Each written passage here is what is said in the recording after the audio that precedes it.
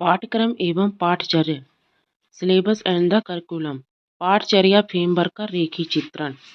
पाठ्यक्रम का आधार मनुष्य एवं समाज के बारे में परिकल्पना। ज्ञान मीमांसा ज्ञान कैसे प्राप्त किया जाए की परिकल्पना। अधिगम संबंधी परिकल्पनाएं बालक और उसके संबंध के बारे में परिकल्पना।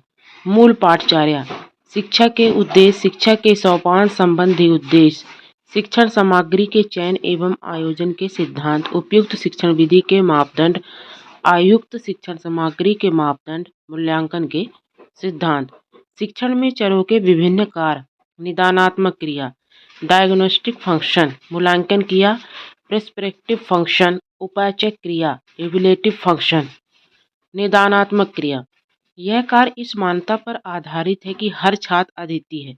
इसमें शिक्षक की भूमिका ज़्यादा सक्रिय है। यह पाठ वस्तु और छात्र दोनों पर ही ध्यान देता है तथा इस बात का ध्यान रखता है कि छात्र को क्या आता है और क्या नहीं आता है। उपचारात्मक क्रिया निदानात्मक दृष्टिकोण से छात्रों की कई कमियां शिक्षक के सामने आती हैं। उपचारात्मक क्रियाओं ने यह देखा जाता है कि उन कमियों को कैसे दूर किया जाए तथा छात्रों में वांछित परिवर्तन लाने के शिक्षण के उद्देश्य को कैसा पूरा किया जाए। मूल्यांकन क्रिया इन क्रियाओं से यह जाना जाता है कि छात्रों के आचार व्यवहार में वांछित परिवर्तन आया है या नहीं। शिक्षण अनुदेश और अभिगम यानी कि टीचिंग, इंस्ट्रक्शन एंड लर्निंग, इन तीनों के परस्पर निकटतम संबंध हैं।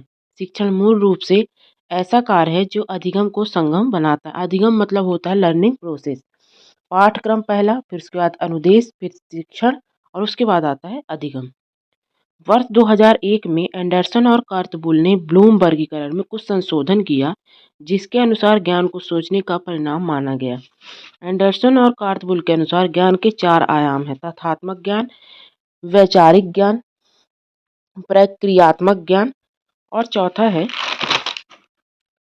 मैग्नेटिक ज्ञान। इसको हम ज्ञान का ज्ञान भी कहते हैं, अर्थात ज्ञान की प्राप्ति कैसे की जाए की ज्ञान। शिक्षण के महत्वपूर्ण कारक शिक्षण सूत्र मैक्सिमम ऑफ टीचिंग। शिक्षण के सूत्र को निम्न श्रेणियों में विभाजित किया गया है। पहला है सरल से जटिल की ओर।